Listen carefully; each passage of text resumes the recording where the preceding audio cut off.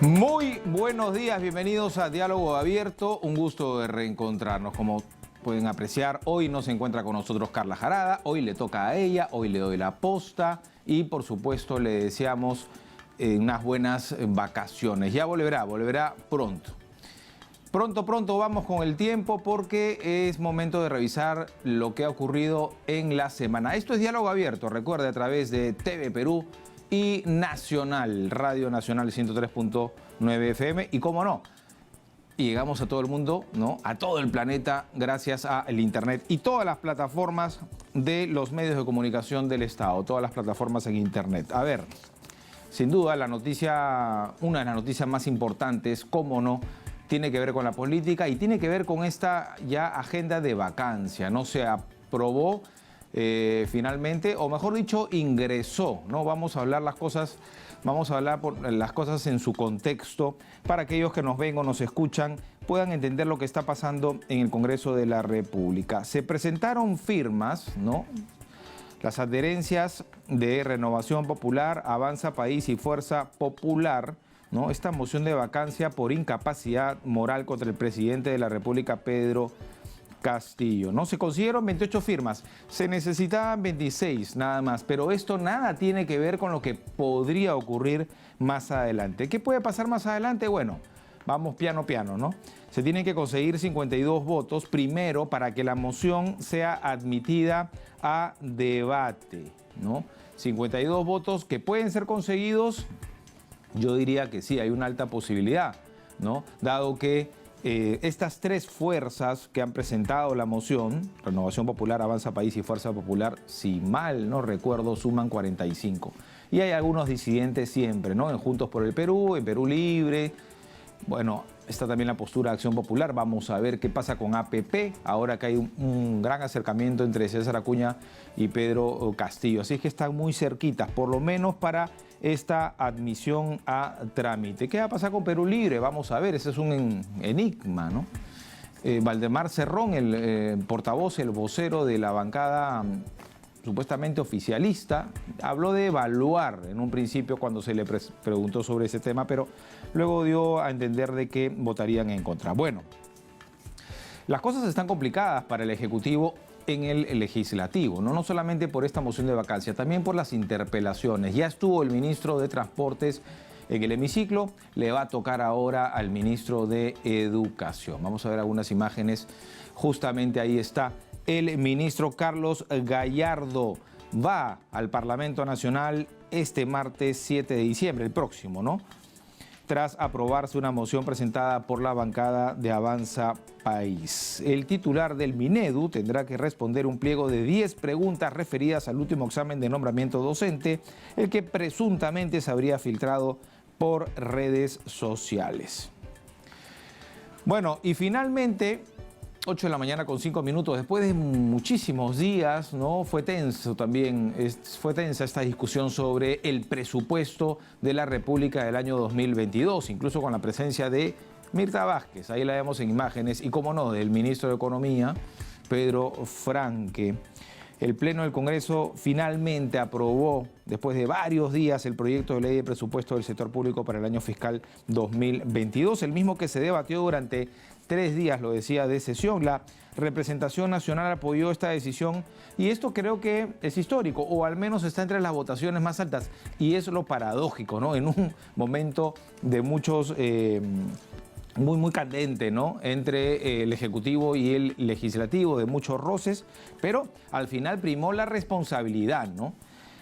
En el Parlamento. 116 congresistas entonces aprobaron este presupuesto, en tanto que 2 votaron en contra y 6 se abstuvieron. Atención, porque más adelante vamos a abordar este asunto con 2 economistas. Vamos a analizar. Hay mucho que hablar con respecto al presupuesto de la República. Vamos con otro asunto que pasó o que se puso en la palestra, ¿no? En esta semana que se va. La tercera dosis. Ya aprobada para los mayores de 65 años. De hecho, muchos de ellos, ya creo la mayoría, y ojalá que no hayan por ahí algunos rezagados, ya se colocó esta dosis de refuerzo. Pero la noticia es que desde ayer los mayores de 18 años ya pueden ir a aplicarse esta tercera dosis. Claro, ya están autorizados, pero ahora toca que le corresponda, ¿no? Porque tienen que pasar 5 meses todavía, ¿no?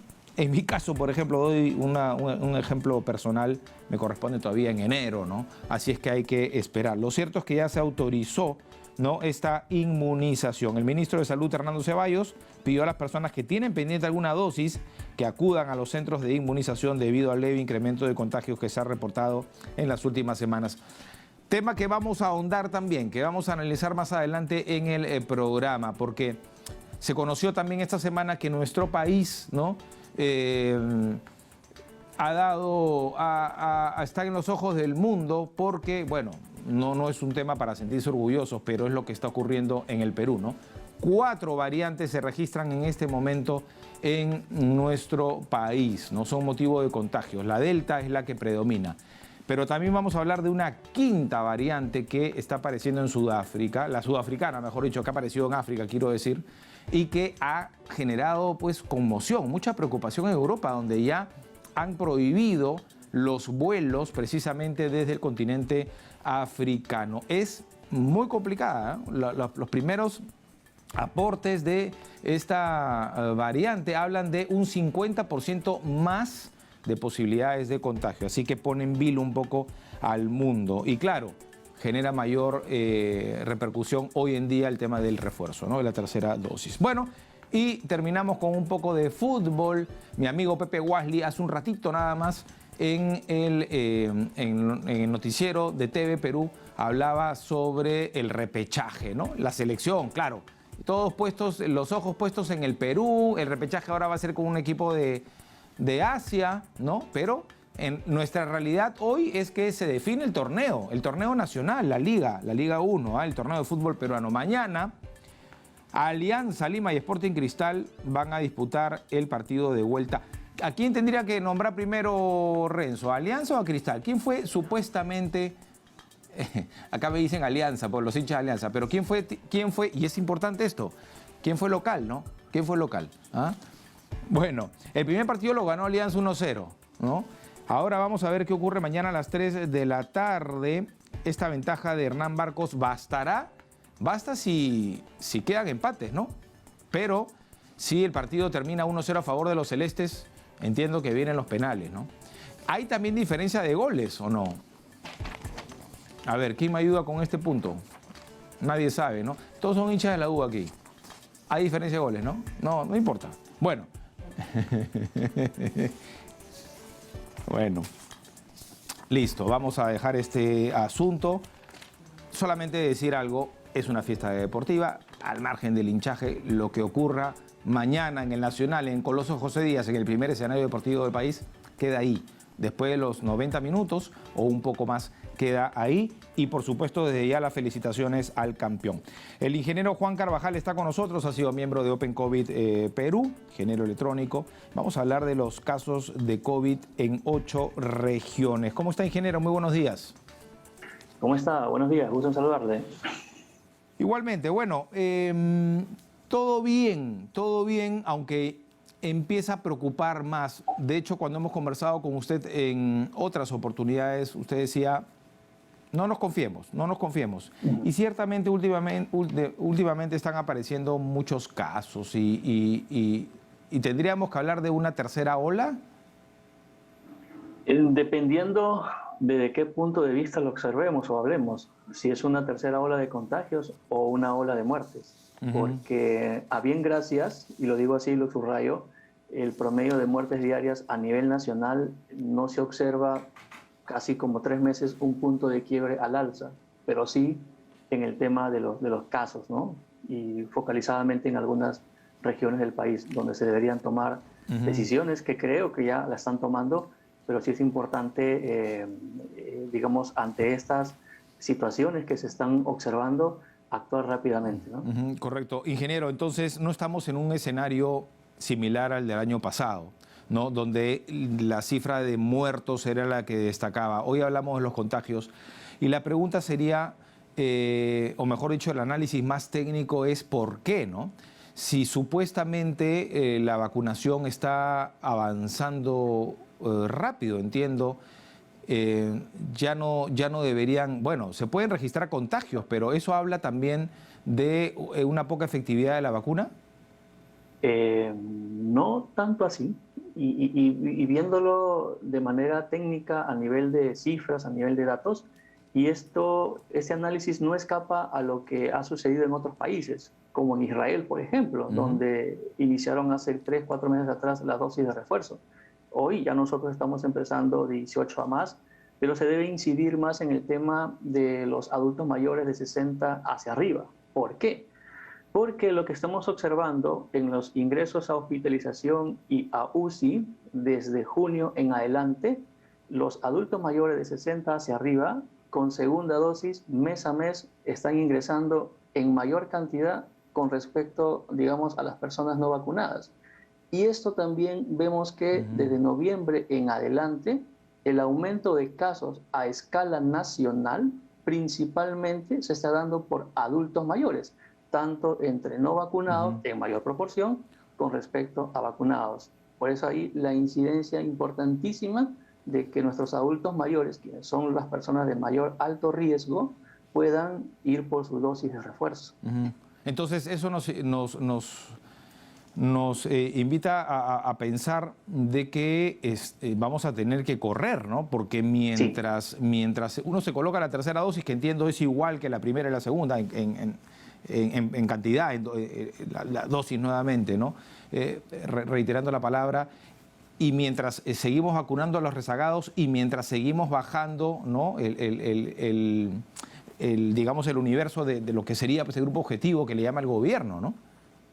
Correcto, hay que correr en eso. Es más, ¿y por qué correr? Porque si uno, por ejemplo, ve en este momento las cifras de adultos mayores con dosis de refuerzo, si bien es cierto se ha bajado de 6 a 5 meses desde ayer, por ejemplo, en este preciso momento, adultos mayores de 60 años aptos o elegibles para una dosis de refuerzo, tenemos alrededor de 2.300.000, o sea, a nivel nacional. Si hoy uno retrocede 150 días o 5 meses hacia atrás, son 2.300.000. ¿Cuántos de ese universo han recibido la dosis de refuerzo? Apenas el 11%. ¿Cuánto es? Más allá de 250.000. Entonces, y cuando uno lo ve por regiones, hay muchas regiones pues, que hay una brecha. Por eso que hay que correr, porque lo que estamos viendo, como le digo, tanto en el sistema hospitalario y tanto en el aumento de casos, principalmente se está dando en esta población. Una preocupación más entonces, ¿no? Primero eran los rezagados, ahora lamentablemente son los que ya tuvieron una segunda dosis y no están regresando por la tercera. Así es. Y hay que buscarlos también, porque hay que buscarlos. En este caso, así es. Es bueno el resultado, ¿no, ingeniero, de las brigadas que van en busca de los ciudadanos que de pronto, no vamos a decir no quieren, ¿no? Porque entiendo que igual sigue siendo voluntario, sino que no pueden?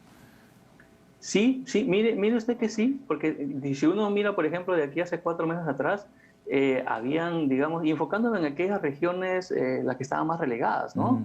Por ejemplo, Huánuco, Ucayali, Loreto, Puno, Madre de Dios.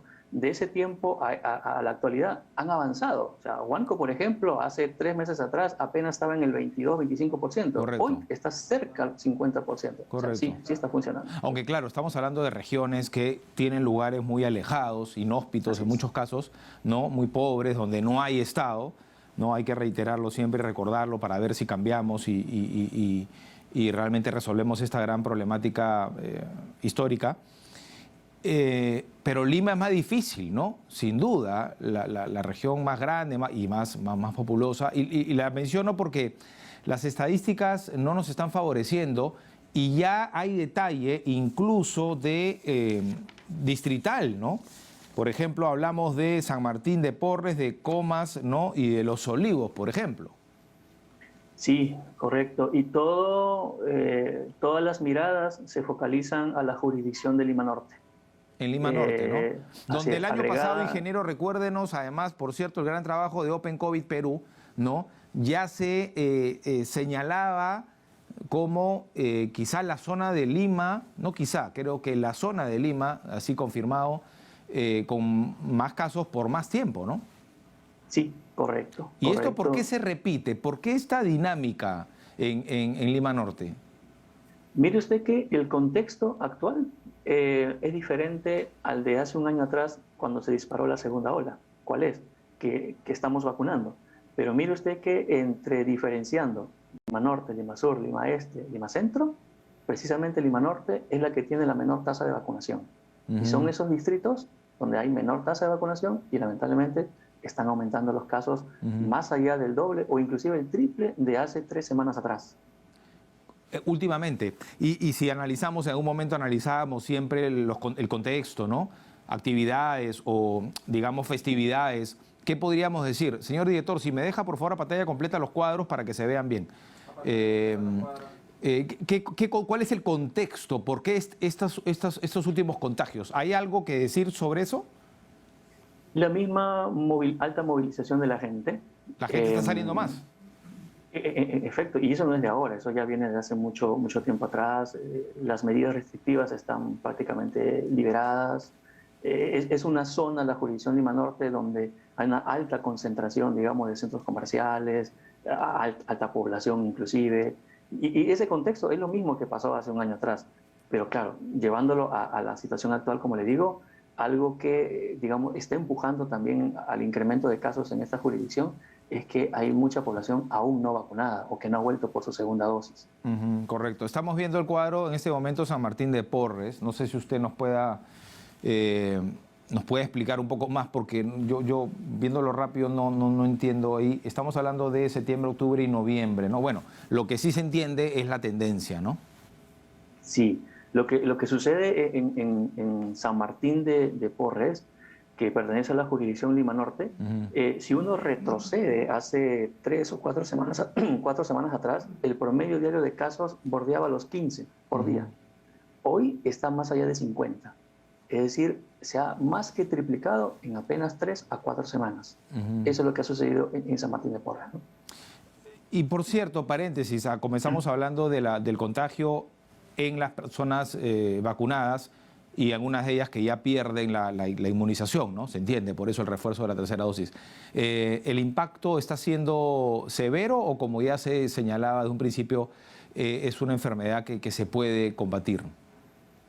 Sí, se puede combatir, claro que sí. Es más, lo que se está viendo, por ejemplo, en los centros de salud, como le digo, si bien es cierto, hay una gran cantidad de adultos mayores que están ingresando con segunda dosis, pero lo que también se está viendo es que es mayor el número de personas con segunda dosis en cuanto al alta hospitalaria versus las personas no vacunadas. ¿Esto qué nos señala? Que el tiempo de permanencia de una persona vacunada con 2 dosis, cual sea el grupo etario, es mucho menor que una persona que ingresa como no vacunada. Por eso es importante que no baste con una, sino que completar la segunda dosis. Correcto. Si en caso se contagia, poder recibir la asistencia temprana en un centro de salud. Y esto es un buen apunte, porque muchas personas piensan que con una ya es suficiente, ¿no? No, tiene que completar la segunda dosis. O se olvidan, ¿no? Entonces, que el cuerpo va asimilando también las vacunas con el tiempo. Y no hay que demorar, porque de pronto esos 20 días pueden ser determinantes, ¿no? Uno piensa, no, tranquilo, voy en 30, 40, y no es así, ¿no? Correcto, y también llevado de la mano con el cuidado, ¿no? No porque recibí la segunda dosis ya hago mi vida como antes, prepandemia, ¿no? El cuidado debe seguir y está demostrado, lo hemos visto, que en este caso los adultos mayores, pasado un tiempo, hay la necesidad de su dosis de refuerzo, y eso también va a pasar en grupos etarios menores, ¿no? Correcto. Ingeniero, luego de revisar Lima, ya hemos ido viendo los cuadros, no sé si Los Olivos llegó a salir, pero la tendencia es la misma, ¿no? Primero vimos a Martín de Porres, Comas y Los Olivos. Hablemos, hay 2 puntos que a mí me han llamado mucho la atención. El primero fue de Tacna, ¿no? Porque Tacna creo que es la región emblemática, la que mejor ha trabajado, más rápido, que se ha adelantado y mejor, creo yo, ¿no? Ese es uno. ¿Por qué? Porque empiezan a mostrar casos. Entonces uno diría, pero ¿cómo? O sea, creo que incluso podría haber un estudio determinado en Tacna que luego se sugeriría una réplica en otras regiones, ¿no? Me refiero a la efectividad de la vacuna y en cuánto tiempo, porque de pronto más adelante de 6 bajamos a 5 y ahora de repente más adelante bajamos a 4 meses. Dicho esto, lo otro que me preocupa es el tema de las camas UCI. En Ica, por ejemplo, ya se reporta o se ha reportado esta semana que no habían camas UCI. Y esto habla también de qué se hizo en este último año. Sí, mire, el caso de Tacna, digamos, a bien gracias, en la última semana se está observando un descenso en el incremento de casos. Pero principalmente, y eso no escapa a nivel nacional, la mayor cantidad de casos en incremento se ha venido dando por personas no vacunadas. O sea, eso sí, digamos, hay que poner en mayúsculas el por qué se incrementó los casos en Tacna. Y en cuanto a lo que es UCI, sí, se está percibiendo a nivel nacional un incremento leve, pero claro, esa escala nacional. Cuando uno disgrega los datos por regiones, la situación es totalmente diferente. Claro. Usted lo mencionó, Ica, también está el norte, en Piura, en La Libertad, el incremento de ocupación en UCI están aumentando y están focalizándose principalmente en las capitales de región, como Trujillo, como el mismo Piura, u otras provincias como Sechura, como Morropón, o como inclusive en Virú, en La Libertad, donde están observando este incremento en la ocupación UCI. Correcto. Bien me recuerda nuestro productor Renzo Santana que Tacna tiene 300.000 habitantes, prácticamente como Chorrillos, ¿no? Como un distrito de Lima. Por eso yo decía, puede ser, ¿no? Puede ser un punto de estudio para lo que va a pasar luego a nivel macro, ¿no? Ahora bien, y claro, estamos hablando del sur del país, ¿no? Porque también Ica, el caso de las UCI. Y más adelante en Diálogo Abierto vamos a tener un enlace con nuestro corresponsal Martín Rincón porque nos va a hablar de la reapertura de la frontera, ¿no? Bueno, la expectativa, ¿no? Usted sabe que la dinámica de esta región necesita muchísimo el intercambio con Chile y esto al final se va a decidir, entiendo, de acuerdo a la realidad de cada país y a los contagios, ¿no? Pero qué curioso que estamos hablando de Tacna, pero también estamos hablando de Ica. Sí, así es. Y mire, y qué curioso también que hablando de Tacna, el sur del Perú, Chile, nuestro país vecino, si uno ve una transposición de curvas epidemiológicas de casos, Tacna versus Chile, es casi similar. Es similar, ¿no? Y es similar, o sea, es cosa curiosa. Pero a bien gracias, mire usted que Chile, si bien desde septiembre tuvo un incremento muy notorio de casos, hoy está en el descenso y no tuvo, felizmente, un incremento de fallecidos. ¿Por qué? Claro. La vacunación. La vacunación ayudó mucho. Correcto. Para finalizar, ingeniero, aunque esta parte ya es más médica de pronto, ¿no? Científica, se requieren correr también con los estudios con respecto a la complementariedad de las vacunas, ¿no? Porque si queremos correr y ahora estamos con este dolor de cabeza que es la tercera dosis, habría que ver pues en qué momento si se pueden o no los que se vacunaron con Sinopharm, Pfizer o viceversa, ¿no? Eso también habría que determinarse en la vacuna de refuerzo. Sí, mire usted que inclusive hoy ya están determinados los protocolos según la vacuna que uno ha recibido, cuál va a ser la dosis de refuerzo. O sea, si uno recibió Sinopharm o en este caso o AstraZeneca, la dosis de refuerzo es Pfizer. Si es Pfizer la segunda dosis, es Pfizer la dosis de refuerzo. Si es AstraZeneca, es Pfizer la Pero si es Sinopharm, es Pfizer. Ah, sí, entonces ya eso está confirmado. Sí, el protocolo justo fue actualizado el día de ayer. Si usted recibió Sinopharm primera y segunda, la dosis de refuerzo, es Pfizer. Si fue AstraZeneca, es Pfizer. Correcto, entonces es una excelente noticia, ¿no? Esa es una excelente noticia. Bueno, y una chiquita para terminar. En la semana se ha hablado mucho en Europa lo que está pasando en Holanda, en Países Bajos en general y en Italia, con esto del pasaporte sanitario. Y lo menciono ¿por qué? Para que las autoridades también, si nos están escuchando, lo analicen antes si en algún momento se desliza la posibilidad de adecuar un pasaporte sanitario. Está ocurriendo que en Europa, ¿no? Es prácticamente el pasaporte, si uno no cuenta con pasaporte sanitario, es decir, con las vacunas 2 dosis o bueno, ya la de refuerzo, digamos, es una especie de muerto civil, ¿no? Se le prohíbe hacer muchas cosas. Pero se le autoriza más bien a las personas que, si se han contagiado, por 6 meses esta inmunidad natural. ¿Y qué está pasando? Lo que está pasando es que mucha gente se está a propósito contagiando.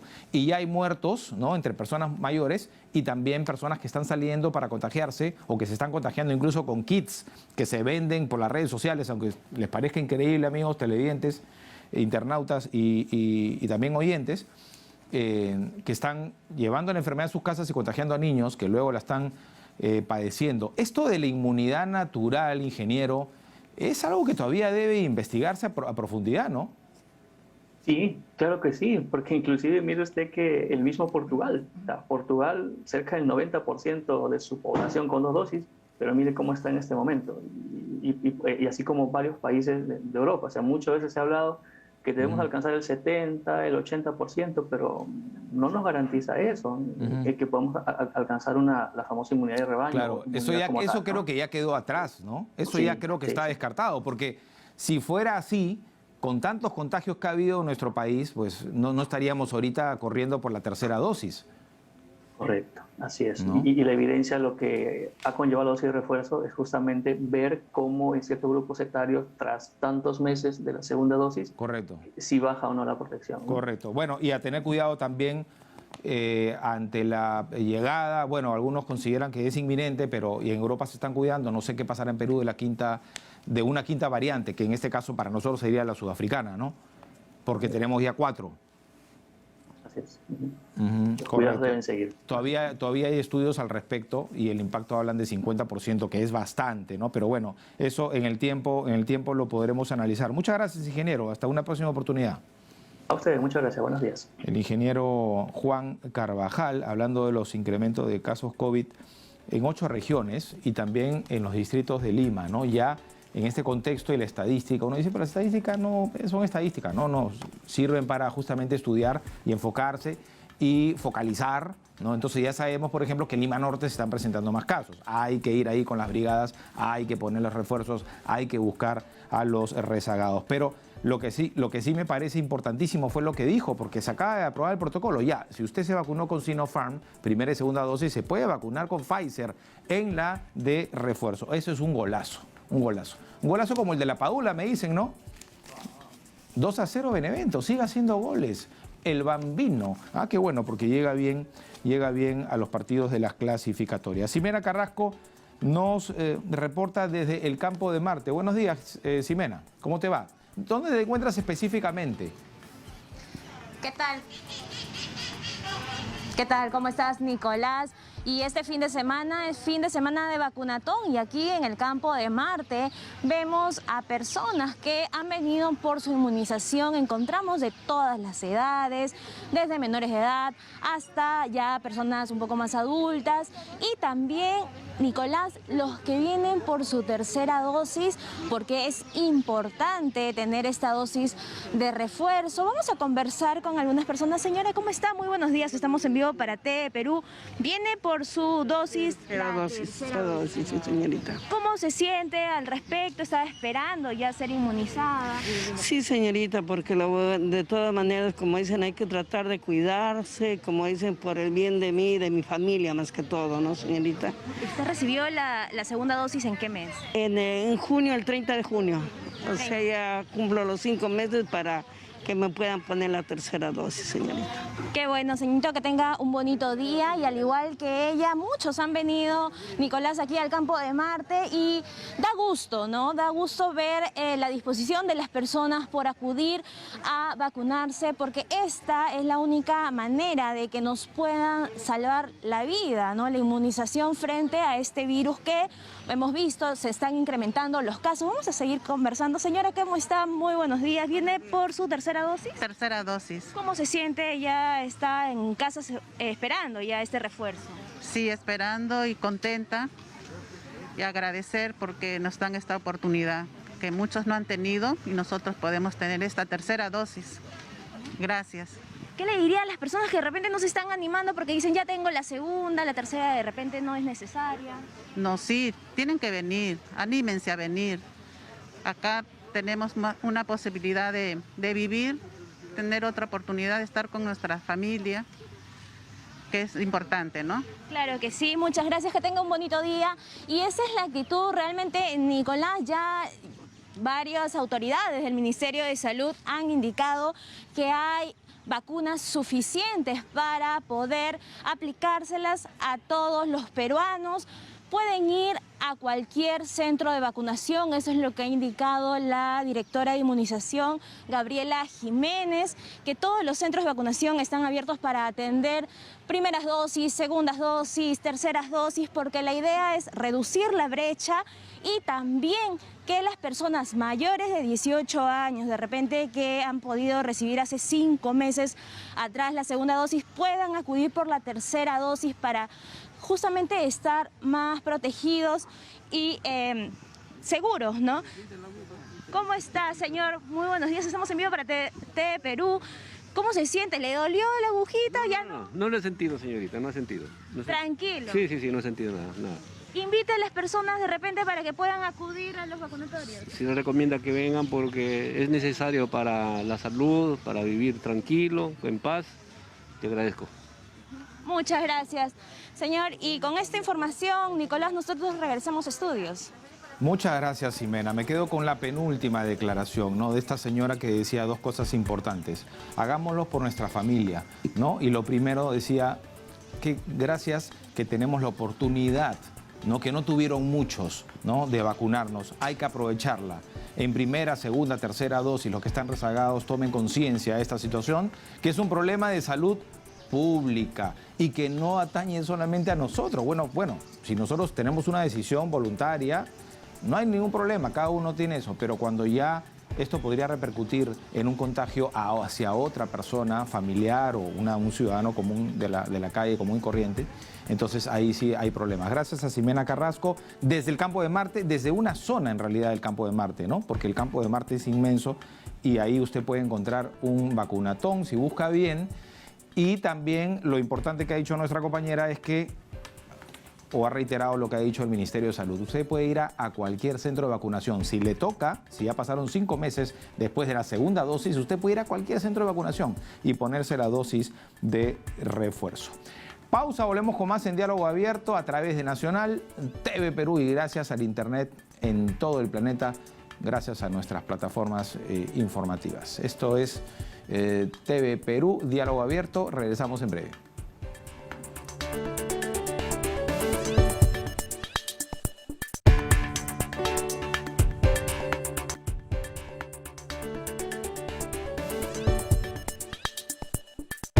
Estamos de vuelta, muchas gracias por acompañarnos. Hablamos mucho de la delincuencia, del crimen, ¿no?, de las cifras que crecen en nuestro país, pero hay que también reconocer el gran trabajo de la Policía Nacional para combatirlo, ¿no? Hace instantes nada más en el Ministerio del Interior se han condecorado a los valiosos agentes que intervinieron en el caso terrible, ¿no?, de la cambista de Miraflores que fue secuestrada y asesinada para robarle el dinero fruto de su trabajo. Vamos a ver el reporte al respecto de Eric Guerrero. Adelante. Nicolás, ¿qué tal? ¿Cómo estás? Muy buenos días. Efectivamente, estamos justo con el jefe de la Dirección de Secuestros de la Policía Nacional, el coronel Franco Moreno Panta. Él ha sido, junto con su equipo, han sido reconocidos por el ministro del Interior, Avelino Guillén, por la excelente labor que han tenido al capturar a estos presuntos asesinos de la señora Rosario Suárez Lizana, una cambista que fue captada en el distrito de San Isidro y su cuerpo apareció en el distrito de Lurín al día siguiente. Primero, nuestras felicitaciones, coronel. ¿Cómo se sienten ustedes por esta labor realizada y en tiempo récord de haber capturado a estas personas? Nos sentimos fortalecidos y comprometidos, mucho más aún con este reconocimiento del Ministerio del Interior, de mi comando policial, y sobre todo nos debemos a la sociedad.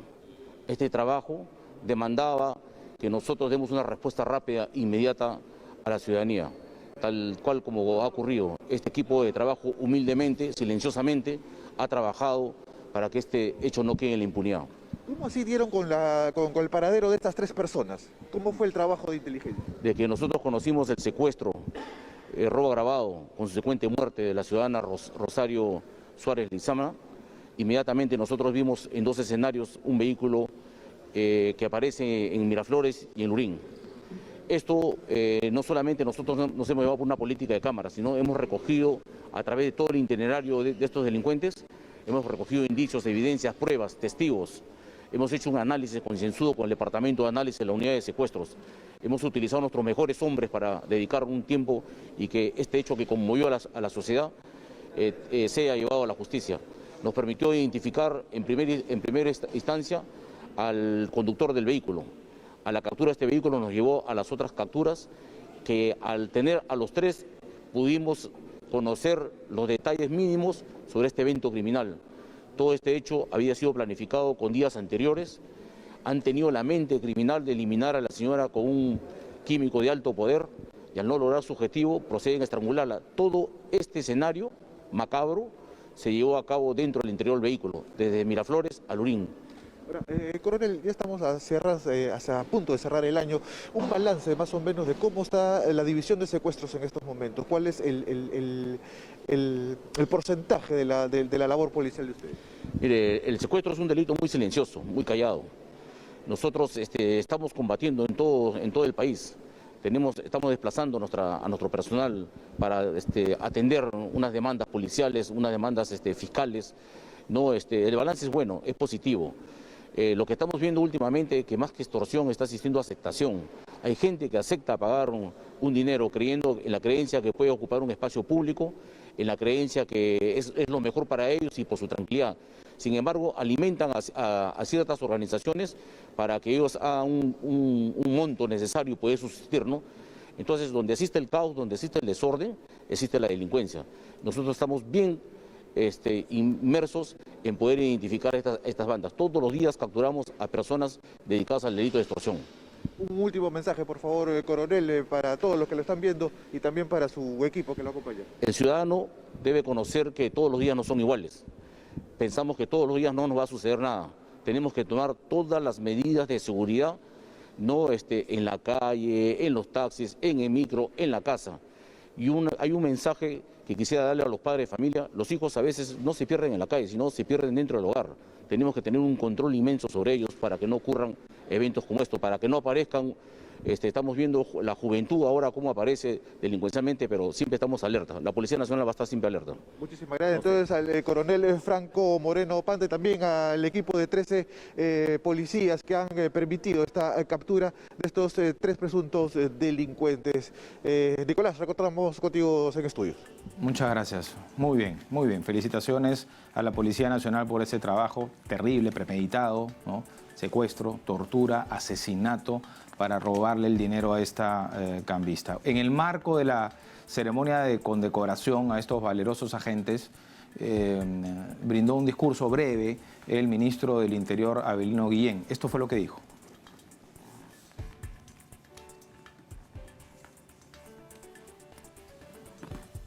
Trabajo de la policía. Siempre he manifestado que muchas veces la opinión pública recibe noticias negativas o cuestionables en relación al desempeño policial. Sin embargo, se omite mencionar y difundir hechos como los que ustedes han realizado, que motivan un justo reconocimiento. Es hora de que esto cambie, de que a la policía se le dé su lugar, se le reconozca su aporte a la estabilidad del país, al control del frente interno, al combate a la delincuencia. Es hora de que todos los ciudadanos vean al policía como una persona en quien confiar. Y para eso tenemos que trabajar fuerte. El aporte que ustedes han brindado es fundamental. Han desarticulado una organización criminal rápidamente, poniendo todo su esfuerzo. Eso demuestra que todo está en nuestras manos muchas veces, en la voluntad, en el trabajo, en la entrega. Apuntemos a eso siempre. Yo quiero dar ese mensaje a la Policía Nacional, a la cual respeto mucho, porque se merece ese respeto. En tal sentido, quiero agradecer al señor comandante general, al general Tiburcio, un general de quien tengo muy buenas referencias, de que esto debe continuar así. Este es un camino, retomemos ese paso. Lo que les pido con todo respeto, señores integrantes de la División de Secuestro y Extorsiones, a continuar esta línea de trabajo, a redoblar esfuerzos en beneficio de la sociedad. Muchas gracias. El discurso del ministro del Interior, Avelino Guillén, reiteramos, en el marco de la condecoración a los policías que intervinieron, capturaron a los delincuentes que asesinaron terriblemente, vilmente, ¿no?, cobardemente a una cambista en Miraflores. Vamos a cambiar radicalmente de tema, 8 de la mañana con 44 minutos. Vamos a hablar de la anunciada segunda reforma agraria y el impacto que esta puede tener en una de las principales actividades económicas de nuestro país. Estamos enlazados con Andrés Villar, que además de ser alcalde de Cajamarca, es presidente de la Red de Municipalidades Urbanas y Rurales del Perú. ¿Cómo le va, señor Villar? Buenos días. Nicolás, buenos días. Gracias por la oportunidad. Efectivamente, nosotros como alcaldes cercanos a la población de nuestras localidades, asumimos la segunda reforma agraria como un escenario absolutamente positivo, que genera muchas demandas, muchas expectativas, pero que necesita estar cargado de actos concretos para que esta, que como lo ha anunciado el gobierno, no significa de ninguna manera confiscación ni de propiedad territorial, ni de propiedad de infraestructura, ni de equipos, signifique uno de los elementos principales de un proceso de desarrollo del país. Nosotros creemos que la agricultura familiar, que involucra a 2.2 millones de personas en el país, debe significar también un elemento importante en un nuevo rumbo del proceso de desarrollo del Perú de cara a una visión moderna. Creemos que lo que se ha aprovechado en los últimos años desde el sector agroexportador tiene que ser también vinculado a la pequeña y mediana agricultura, y para ello los tres niveles de gobierno tenemos que trabajar. También tienen que trabajar las universidades, el sector empresarial, el sector financiero, y hacer juntos una gran unidad por la reforma agraria, por la segunda reforma agraria. Alcalde, ¿este gobierno en qué debería considerar usted mejorar y corregir experiencias anteriores? Porque en las últimas décadas hemos hablado siempre de la agricultura, todos sabemos de su relevancia, pero se anuncian cajas rurales, se anuncian bancos agrarios, se anuncian préstamos, se anuncian titulación, y al final, ¿no?, la agricultura sigue estando en un nivel que no avanza, salvo la agricultura que se desarrolla en Ica, básicamente, y en esta zona, ¿no? La demás está, pues, abandonada. ¿En qué tendría que diferir a lo que se ha hecho antes? Bueno, nosotros creemos que efectivamente hay experiencias exitosas, porque los agroexportadores son grandes exportadores, medianos exportadores y pequeños exportadores. Todos ellos son empresarios que han jugado un rol significativo en los últimos años, y en el país tenemos una experiencia rica sobre esa materia. Lo que nosotros creemos es que tenemos que vincular a la pequeña agricultura, al pequeño agricultor, al productor, con el exportador, para identificar dos cosas fundamentalmente. En principio, generar la gran unidad nacional por la segunda reforma agraria. Eso involucra convocar a los tres niveles de gobierno, el gobierno central, los gobiernos subnacionales, que son los gobiernos regionales, y nosotros como gobiernos locales, alcaldes, distritales y provinciales. En segundo lugar, convocar a los agroexportadores en todas sus dimensiones, convocar a las universidades, que son los responsables de la investigación, y convocar a también el sector privado, ¿no? Entonces, hagamos un escenario donde todos participemos de este espacio. El gobierno ha anunciado que va a conformar un gabinete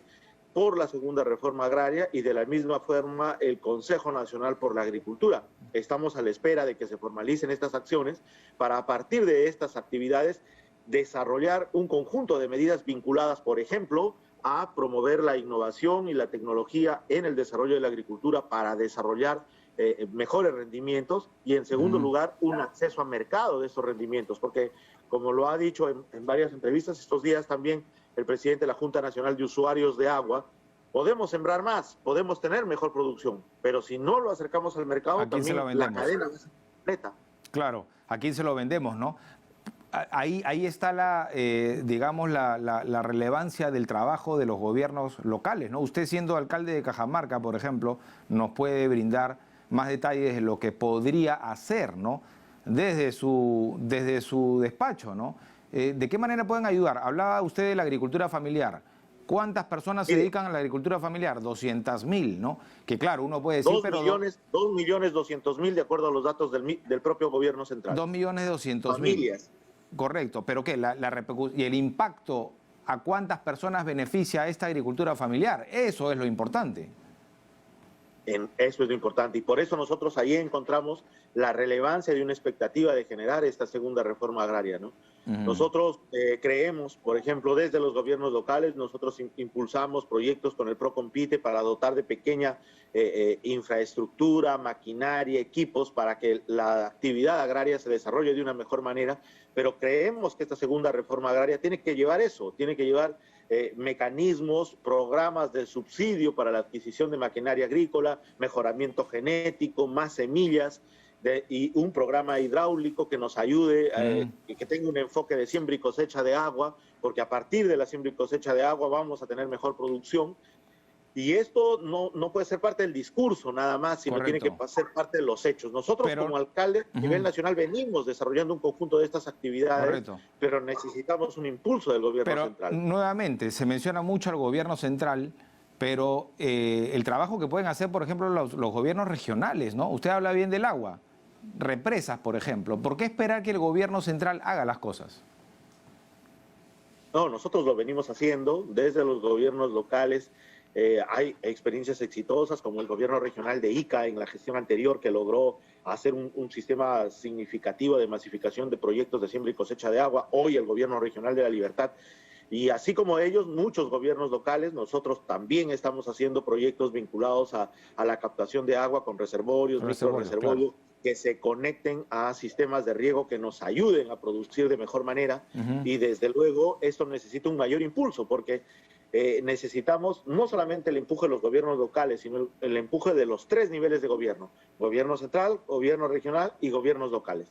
Ahora, este punto podría ayudar también, alcalde, de que finalmente convivan las dos principales actividades económicas en nuestro país, que es la minería y la agricultura. Y se lo pregunto a usted, ¿no? Estando en la región Cajamarca, que hoy en día ya sabemos cómo está, sumamente deprimida, ¿no?, por este conflicto ambiental, ¿no? ¿Se puede recuperar eso? Hablando del agua, si garantizamos el agua para la agricultura.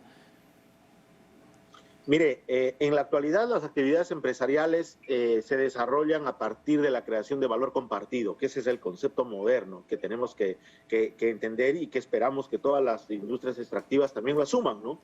Hemos pasado de una empresa filantrópica que colaboraba con su comunidad a una empresa que desarrollaba prácticas de responsabilidad social, y hoy hablamos de valor compartido. Un territorio exitoso tiene una empresa exitosa y una comunidad que triunfa.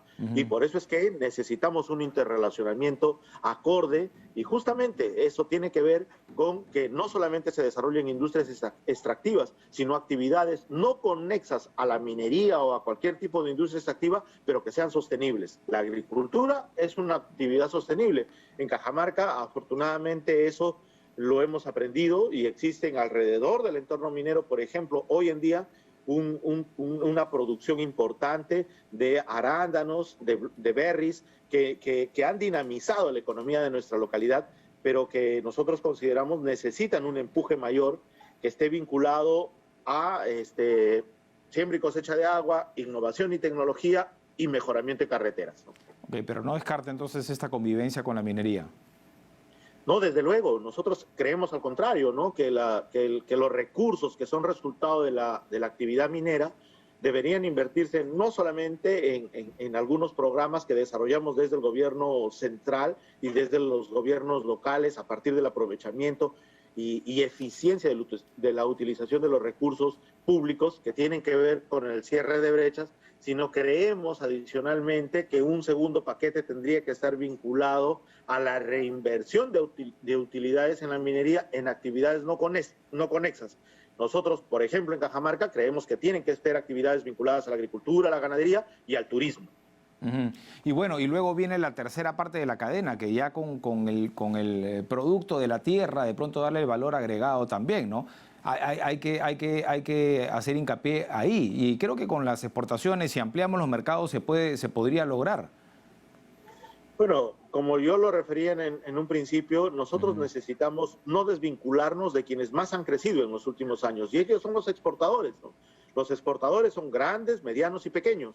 Cada uno juega su rol, pero nadie va a comprar en el extranjero un producto que no tenga las condiciones adecuadas de empaque y las condiciones sanitarias que corresponden. Nosotros creemos que, dada la escasez de alimentos que hoy vivimos en el mundo, podemos, como peruanos, ser esos abastecedores y convertirnos en una gran potencia mundial de alimentos. Tenemos todo. Tenemos biodiversidad, tenemos el territorio adecuado, tenemos las condiciones características para desarrollar una producción que abastezca las cocinas del mundo. Y ese tiene que ser nuestro desafío. Por eso es que creemos que este anuncio de la segunda reforma agraria es una gran oportunidad para posicionarnos como territorio peruano en esta necesidad mundial. Que así sea, no que haya un antes y un después. Ahora hay un tema, usted hablaba de tecnología, de innovación, de lo que necesitan nuestros agricultores hoy, pero que también va a generar debate, que es el tema de los fertilizantes. De hecho, hay una escasez, ¿no?, global, y esto va a hacer que se encarezca, digamos, el costo de la producción. Sí, pero tenemos también potencialidades, ¿no? Nosotros encontramos en Piura, en Bolívar, una gran oportunidad para que el Estado peruano pueda desarrollar un encadenamiento promoviendo fertilizantes naturales. Entendemos las circunstancias, entendemos las dificultades, pero creemos también de que desde una política nacional se puede promover una suerte de mecanismos a través de los cuales se subsidien estos fertilizantes y el agricultor finalmente continúe promoviendo una actividad que nos ha dado muchos réditos en los últimos años. Ahora, ¿y cómo hacer, o de alguna manera, estos acercamientos y este compromiso del gobierno de Pedro Castillo para con la agricultura, evitar, por ejemplo, manifestaciones sociales? Porque creo que ya tenemos que ir más allá, ¿no? Y, por ejemplo, la protesta de los ronderos también tiene que ver con el abandono en las tierras. Lo que yo creo es que necesitamos generar mínimos consensos, un proceso de escucha, de acercamiento con cada uno de los sectores, que tiene que estar más allá del discurso, ¿no? y que tiene que asemejarse no solamente a escuchar, sino comenzar a mostrar resultados. En 100 días, efectivamente, no se va a cambiar la historia de 200 años de exclusión que hemos vivido en el país, pero sí podemos ya empezar a sentar las bases con coherencia, con congruencia y con mucha responsabilidad en las personas indicadas de lo que vamos a ir desarrollando. El anuncio de la segunda reforma agraria para nosotros es un anuncio positivo, pero este anuncio tiene que estar también acompañado de actos concretos que nos ayuden a vislumbrar qué es lo que en realidad se va a resolver. Correcto. Y para finalizar, alcalde, usted lo mencionaba, esta especie de gabinete, ¿no? Es decir, institucionalizar este compromiso del gobierno con la segunda reforma agraria, este tipo de consejo. ¿Cuál va a ser el enlace entre ustedes, entre las autoridades, para que esto no quede pues simplemente en retórica, ¿no? Bueno, el gobierno ha anunciado que va a ser un gabinete que va a estar acompañado de un Consejo Nacional por la segunda reforma agraria, donde vamos a participar los 3 niveles de gobierno. ¿Pero van a estar representados o van a hacer una especie de reuniones nada más a puerta cerrada y cuyos compromisos quedan ahí? La Asamblea Nacional de Gobiernos Regionales, nosotros como Red de Municipalidades Urbanas y Rurales del Perú, y esperamos eso, ¿no? Esperamos de que no sean pues espacios de diálogo nada más, sino al contrario, esperamos que sean espacios de decisión donde se ejecuten cada una de las acciones que vamos a ir proponiendo progresivamente. Nosotros creemos que esta expectativa de una segunda reforma agraria tiene que estar acompañada de actos, de actuaciones, de gestos que en la realidad concreten un nuevo proceso de desarrollo nacional que mire a la agricultura como un factor importante. Correcto. Y que se ha visto más afectada ahora con la pandemia. No hay que olvidar eso, ¿no? Exactamente, ¿no? Alcalde, muchas gracias. Esperemos que esto se concrete, que no queden palabras nada más y que lo que se hizo mal se corrija, ¿no? Que trabajemos mucho de la mano de la tecnología y la innovación, que creo que es lo que ha hecho que prospere la agroindustria efectivamente. Es decir, mercados creo que hay que conectarlos nada más. Y hay que conectar la sierra con la costa y luego la exportación también, ¿no? Bueno, efectivamente, nosotros también creemos de que no podemos hablar de un proceso de segunda reforma agraria si es que no vinculamos al sector agroexportador. Si hay algunas cosas que se han hecho mal, tenemos que corregirlas, y desde la pequeña agricultura también hay que mirar para insertarnos en ese eslabón y completar la cadena de valor, que es muy importante. Perdón, y lo otro, efectivamente, usted habla de la cadena de valor. Hay que darle el valor real a los productos que producen nuestras tierras, ¿no? Porque estos agricultores, campesinos, ganan nada por su trabajo, que es el más esforzado de toda la cadena, ¿no? Y efectivamente, ¿no? Entonces necesitamos generar un espacio donde este sector que usted dice que es el más golpeado, como plenamente lo identifica, y que significan a nivel nacional 2.2 millones de familias, tenga las expectativas y las condiciones necesarias para desarrollar una actividad económica que le permita generar mejores recursos a su familia, pero también posicionarse en el mercado y generar empleos que sean estables y rentables. Correcto, y que reciban lo que merecen, ¿no? Sin duda. Muchas gracias Andrés Villar, alcalde de Cajamarca. También nos ha hablado en su calidad de presidente de la Red de Municipalidades Urbanas y Rurales del Perú, Remuerpe, porque los municipios del país,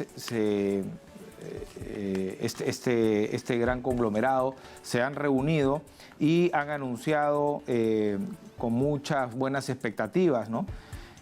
que tienen ven de manera muy optimista, ¿no?, la segunda reforma agraria. 9 de la mañana en punto. Antes de irnos a una pausa aquí en Diálogo Abierto, lamentar el fallecimiento de Óscar Catacora, ¿no?, director de cine. Ha muerto ayer tras un problema de salud repentino, ¿no?, cuando se encontraba realizando el rodaje de su nueva película en la provincia de Collao, en Puno.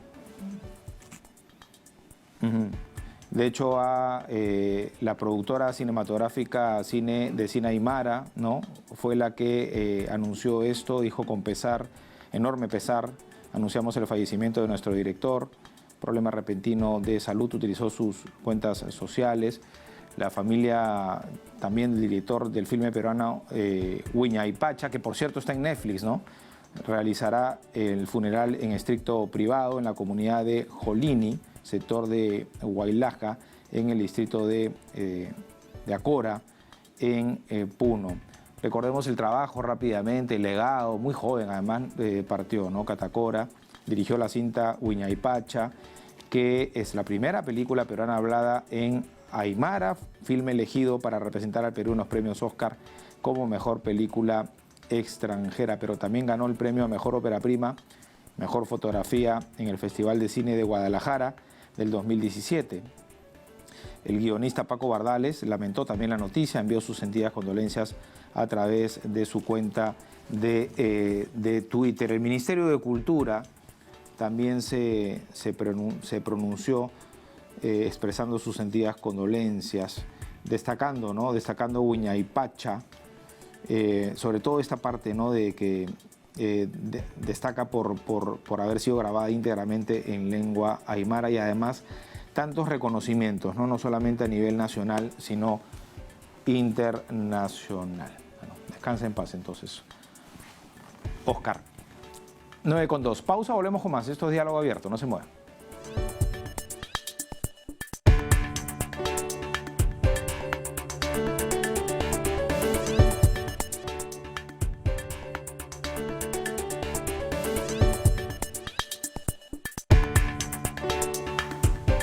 Seguimos en Diálogo Abierto. Muchas gracias por acompañarnos. Ya lo sabe, estamos en TV Perú, estamos en Nacional y estamos gracias al Internet en todo el planeta, ¿no? En todo el planeta y en nuestras plataformas informativas. ¿Cuántas? 70, ¿no? Y más de 70 y creciendo rápidamente. Así es. Pues estos son los medios del Estado, ¿no? Y es importante que lleguemos a todos los peruanos donde se encuentren. Bueno, hablando de nuestro país, el Congreso finalmente, 3 días de debate, dimes y diretes, ¿no? En un momento tenso, porque claro, se juntaron muchas cosas políticas, ha aprobado las leyes de presupuesto, endeudamiento y equilibrio fiscal para el año 2022. La propuesta planteada por el Ejecutivo sobre el presupuesto originalmente ascendía a 197.002 millones de soles, un aumento de 7.6 respecto al año anterior. Vamos a ahondar en este asunto y le damos la bienvenida. Hoy tenemos para hablar de ese tema a dos connotados economistas. Los vemos en pantallas, ahí están, de izquierda a derecha. Saludamos a César Fuentes, además economista, director de Maestría de Gestión Pública de SAN, y a Enrique Castellanos, economista, docente de la Universidad del Pacífico. Antes de una primera reflexión, mencionar que esto es bueno. Buenos días.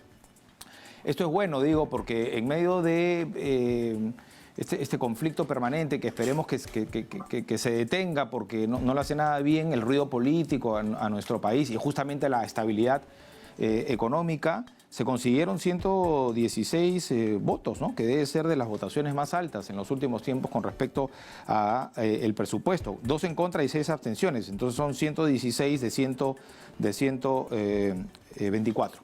Bueno, una reflexión inicial sobre este tema. Señor Fuentes. Bueno, buenos días a todos. Creo que el presupuesto va en línea de los presupuestos anteriores. Lo importante acá es que educación va alrededor del 18% del presupuesto. Es un incremento interesante. Es de los más altos de la región. En el caso de salud estamos bordeando también el 11%. Entonces, por un lado, en términos de gastos sociales se gasta. El gran tema es cómo se va a gastar, y eso creo que es la reflexión que tenemos que hacer ahora en el presupuesto. No solamente es, y solamente le doy un dato, en el año 2010 o 2011 el presupuesto era la mitad de lo que es ahora. Es decir, ha doblado, y la percepción de la ciudadanía en general es que no han doblado ni la calidad de los servicios ni los servicios en general. Entonces, una preocupación es, ¿no es cierto? Sigue creciendo el presupuesto, pero la percepción del ciudadano en general es que la calidad de los servicios y la llegada del Estado no es suficiente y no es justamente lo que ellos quisieran desear. Correcto.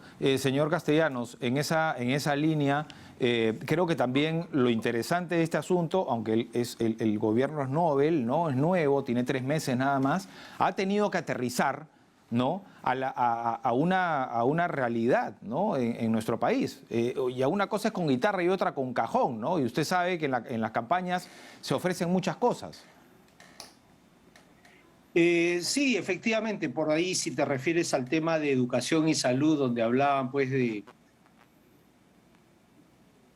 Si te refieres al tema de salud y educación, que como bien dice mi colega, hay un presupuesto importante, no es de lejos el 10% que prometían, ¿no? Claro. 10% del PBI en educación, 10% del PBI también en salud, porque claramente con este aparato del Estado es imposible llegar a estos niveles, ¿no? En educación, si se ejecuta todo ese presupuesto, llega a 4 y pico, 4.3, 4.5, que sería todo un récord. Nunca hemos estado por encima de 4, por lo menos en los últimos años, y en salud algo menos, ¿no? Entonces, como tú dices, una cosa es la campaña, otra cosa es la realidad.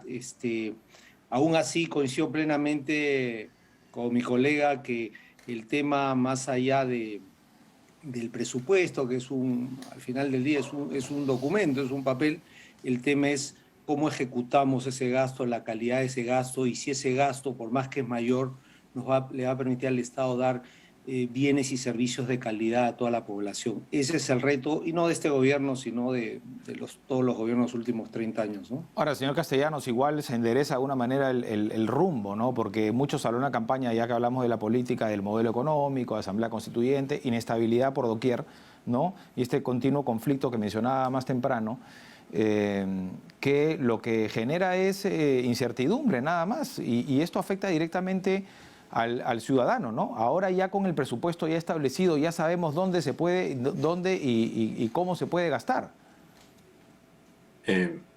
Bueno, sí, Vale. no sé si... Perdón. Sí, señor Fuentes, adelante. No, creo que tenemos que separar dos cosas. Una cosa es el presupuesto de la República, que creo que está dentro de los montos predecibles, un ligero incremento. Un incremento en educación y salud y todo lo que es gasto social, eso es un positivo. El otro tema es la incertidumbre, va acompañado qué vamos a hacer con la inversión privada, ¿no? Ese es un tema aparte. Si efectivamente esperamos que el ruido político baje. Hay, lógicamente, una gran interrogante el próximo año, son las elecciones regionales del año 2022, y si va a seguir o no el tema de la constituyente, que es una propuesta que de una u otra manera ha mantenido el gobierno. Yo creo que esas son las dos incógnitas que se van a vislumbrar con resultados positivos o negativos en el año 2022. Y entre tanto, lo que estamos viendo es que la inversión privada, de una u otra manera, de manera anecdótica, por cierto, está siendo frenada por un tema de expectativas que los empresarios todavía están, ¿no es cierto?, dudando mucho de invertir en el año 2022, como las cifras del Banco Central en su último informe están señalando, ¿no? Correcto, correcto. No era la idea, obviamente, de desviarnos del tema que nos convoca, que es ese presupuesto. Claro, pero sí lo mencionaba, porque finalmente un gobierno que en este caso habla de una asamblea constituyente, un cambio de modelo económico, podría mal utilizar, digamos, los recursos, ¿no? Pero los recursos ya están determinados y se van a gastar o invertir de la siguiente manera. Es un buen marco para empezar el gobierno. Esa era mi reflexión. Yo creo que es un buen marco. Yo creo que el gran tema es fundamentalmente lo que tenemos a nivel de gasto es un criterio de eficacia, que no es el mejor realmente cuando uno gasta presupuesto. Lo que tenemos que hacer es buscar eficiencias, y lo más importante, además del tema de costo, es que realmente lleguemos en términos de calidad al ciudadano, es decir, que realmente el ciudadano entienda que el Estado realmente está con él, ¿no? Está con él no solamente en Lima, sino también está pues en todo el Perú, y eso es lo que nos falta. Ese es el gran problema a nivel, no solamente de esta administración, yo creo que de varias administraciones en el Perú. Correcto. En breve vamos a ver el cuadro ya al detalle de las funciones con mayor asignación presupuestal, pero no quería dejar de mencionar, señor Castellano, de pronto Castellanos, usted nos puede también dar su juicio de valor. Hay algo que yo, bueno, por lo menos en muchos años no lo he visto. Cuando se discute del presupuesto general se habla mucho del tema. En un momento, por favor, con eso. Todavía no. Cuando se habla mucho de esto, se habla obviamente del nivel macro, ¿no? Pero ahora también se ha mencionado un tema no menor, creo yo, el CAS, la alocación de servicios, ¿no? Se ha postergado, entiendo, hasta el próximo año, ¿no? Es decir, un año más van a poder contratarse o mantenerse el CAS, la alocación de servicios. Y también se ha hablado de la negociación colectiva. ¿Por qué lo menciono, señor Castellanos? Porque antes se hablaba, nuevamente reitero, a nivel macro, de números, de cifras, de presupuesto, ¿no? Pero ahora se está hablando más de el trabajador, ¿no? Que creo que sí es importante en esta coyuntura, además de pandemia y de desempleo. Bueno, sí, en general hay un tono muy asistencialista de este presupuesto, ¿no? Y de hecho, con las incorporaciones que le ha hecho el Congreso, que son cerca de 40, y hay bonos para los de SUNAFIL, bonos para los jueces, hay reconocimiento de unos bonos para maestros, etcétera, etcétera. Hay mucho de apoyo ahí, que en general tiene un problema, tiene ahí un tufo político, pues un poco demagógico para mí, y como que en general creo que tiende a malcriar un poco a la población y a buscar, ¿no?, de más y más bonos, que claramente no va a ser suficiente si es que los motores de la inversión privada no empiezan a funcionar, ¿no? La inversión privada es 80% del PBI, el Estado solo es 20%. O sea que si no solucionamos el tema de inestabilidad política y de idas y venidas, eso no avanzamos. Eso por un lado. Por el otro lado, lo que tú dices, y retomo la frase que dijiste al principio, unas con guitarras, otras con cajón, ¿no? Decían que no más al CAS, que este régimen no va, y al final del día se dan cuenta que lo tienen que prorrogar. Correcto. Porque si no las cosas no se hacen y no funcionan, ¿no? Claro. Entonces, en realidad la intención que puede parecer o se puede esperar lo mejor, lo más positivo, pero sabemos que eso no se concreta, todo lo contrario, ¿no? Al final lo que genera es desempleo. Claro, o sea, si mantienes rigideces, si quitas todas estas cosas y subes el impuesto, el sueldo mínimo y tal, claramente no ayudas al tema del empleo, que es lo que más ha sufrido, porque si bien el PBI se ha recuperado y esperamos que se recupere el 13% que ha anunciado el BCR, sería un buen número, lo claro es que había una precarización del empleo, es decir, todos los que tenían empleo formal, no todos, ¿no? Una parte importante lo han perdido y cada vez hay más informalidad en Perú, ¿no? El que trabajaba en una oficina ahora tiene que agarrar un taxi o emprender en cualquier cosa, ¿no? Entonces, sí, de hecho tienes que flexibilizar porque si no llegas a los fines para los cuales estás buscando, ¿no? Otra de las cosas, señor Fuentes, que resalta en este presupuesto es el carácter descentralista, ¿no? Pero la pregunta es, nuevamente, ¿está capacitados los gobiernos regionales para gastar? Ahí hay un problema muy serio, ¿no? Ya tenemos un poco más de 20 años de la ley de descentralización y tiene un pecado original muy complicado, ¿no? O muy difícil de resolver. Es que esto, desde que se lanzó, no se hizo realmente un tema de capacitación a nivel de gobiernos regionales y gobiernos municipales. ¿Qué es lo que tenemos? Un problema serio de gestión, ¿no? Y eso lo vemos en que muchos de los municipios y gobiernos regionales inclusive no acaban de gastar el presupuesto. Y lo que ocurre es, además de eso, que la calidad del gasto a esos niveles es muy deficiente. Entonces yo creo que me sorprende a mí también que en varios años, no solamente en esta administración, sino en anteriores, el tema de capacitación de los funcionarios públicos a nivel regional y a nivel municipal no sean realmente no sean críticos o no sean considerados críticos en todo lo que es el manejo presupuestario.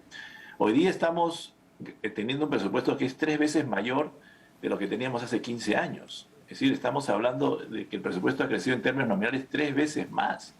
Y eso no se ve pues en nada. El ciudadano de a pie ve que gastamos 3 veces más y no hay ¿dónde está el tema? Entonces acá hay un problema serio, que eso también se ve a nivel regional y local. Y esto tiene que ver, creo, con el diseño mismo de lo que es el tema de regionalización. Es decir, hemos hecho la regionalización un poco a golpes y muy rápido, y creo que ahora sí merecería este tema. Primero, capacitación, y segundo, trabajar el tema de la carrera por meritocracia de todo lo que es el funcionario público. Tenemos un pequeño ejercicio que es servir, pero ese ejercicio pues en otros es muy pequeño realmente para el tamaño de las demandas que tiene el sector público.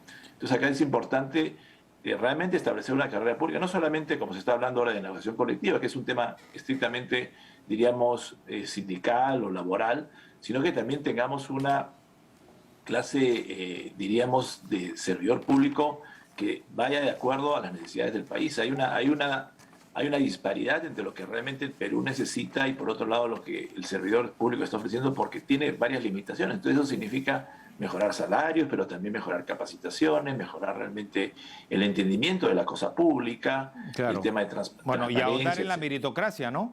Totalmente, ¿no? Ese es el problema que tenemos. Es decir, instituciones hoy día que son, diríamos, que son islas de realmente de eficiencia, como el Banco Central, el Ministerio de Relaciones Exteriores, se han montado, se han elaborado, se han desarrollado en un marco de meritocracia hace 40, 50, 60 años. Entonces yo creo que es el modelo que en último caso también hacen, por ejemplo, algunas reguladoras en el Perú. Entonces es un modelo que tiene que replicarse a nivel nacional y eso yo creo que va a tener un efecto directo en la relación ciudadano-Estado. Correcto. Les invito a ver el cuadro ahora sí, señor editor, por favor, para que el señor Castellanos nos dé su apreciación sobre cómo se ha dividido, ¿no? De alguna manera, cómo se le han dado estructurado, ¿no? este nuevo presupuesto.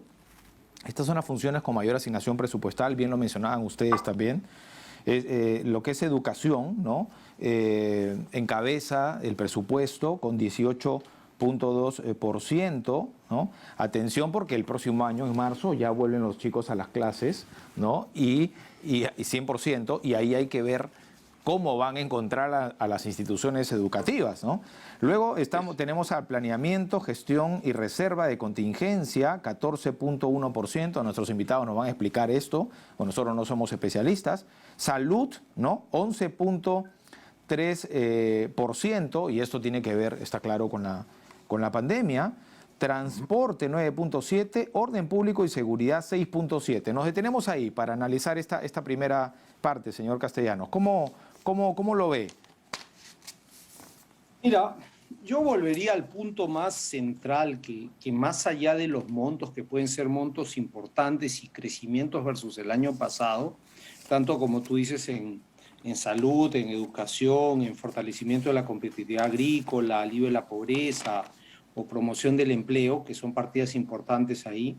El tema es calidad del gasto. ¿Cómo me aseguro yo que ese aumento de sueldos al maestro hace que el maestro esté mejor entrenado y enseñe mejor y los chicos aprendan más, ¿no?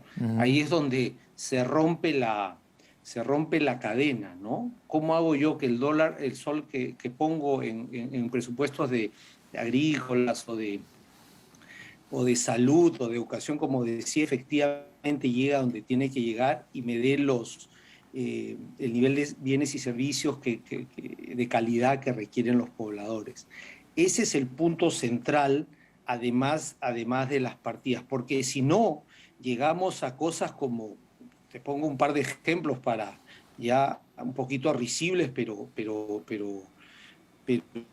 reales, ¿no? O sea, de nuestros gobiernos regionales, tanto que has hablado del tema de regionalización, descentralización, que claramente se ha hecho a tropezones, ¿no? Tenemos en Trujillo hay un monumento a la sirena que nos costó 250.000 soles, ¿no? Hace unos 10 años, ¿no? En Huancayo un monumento a la maca, ¿no? A esta raíz andina que nos costó 409.000 soles, ¿no? Y si no nos vayamos tan lejos, aquí en Chorrillos tenemos un monumento al amor que nos costó algo así de 24.000 soles, según la información que tengo, ¿no? Entonces, y ese tipo, te podría seguir hablando de que se hicieron piscinas olímpicas, se hicieron estadios, se hicieron cosas de ahí que al final tú puedes tener un monto muy importante, pero si no lo gastas bien, no solucionamos nada. Claro, Y ahí complemento no es que se gasta, sino cómo se gasta, ¿no? Anteriormente, ¿no? Cómo se gasta y cómo... Y si hay modelos eficaces, o sea, si hay buenos ejemplos, por decir, el Banco Central de Reserva tiene una meritocracia y buenas divisiones inferiores, por así decirlo, porque hace muchos años, hace 40, 50 años, empezó a hacer lo que llamaban el curso del Banco Central de Reserva, donde llaman a los mejores estudiantes de economía de todo el país. Correcto. Y lo formaban. De hecho, de ahí, si mal no recuerdo, creo que el Waldo Mendoza, el anterior ministro, viene y a través del Banco Central de Reserva empieza a hacer carrera en el sistema público o en el sector público. Igual lo ha copiado la SBS, la Superintendencia de Bancos y Seguros. O sea, sí hay modelos que funcionan, pero creo que tiene que ir de abajo hacia arriba. Tenemos que ir, porque si hacemos algo muy grande, una transformación, al final esas transformaciones nunca llegan hasta el final, ¿no? Hay buenos ejemplos. Sí, señor Fuentes, su apreciación y de paso explíquenos esto de planeamiento, gestión y reserva de contingencia, que es el segundo en la lista. Sí, bueno, efectivamente acá concuerdo con mi colega, hay un tema hoy día urgente y el presupuesto en algún momento planteó temas asociados ya a eficiencia en el gasto y lo más importante también es qué instituciones pueden generar economía y eventualmente satisfacción. Es decir, acá hay un tema de calidad. Nunca se ha planteado y no se plantea todavía en el presupuesto temas de cómo efectivamente nosotros llegamos al ciudadano y que el ciudadano sienta y evalúe que realmente el bien y servicio público efectivamente está llegando a ellos. Entonces acá creo que ya hemos señalado, hay un tema crítico que es el tema de eficiencias, que no podemos, si nuestra base tributaria no es muy grande, más o menos un 20% del PBI, más o menos, que es muy poquito, entonces realmente no podemos darnos el lujo, como ha señalado mi colega, pues de gastar lo poco que tenemos y mal.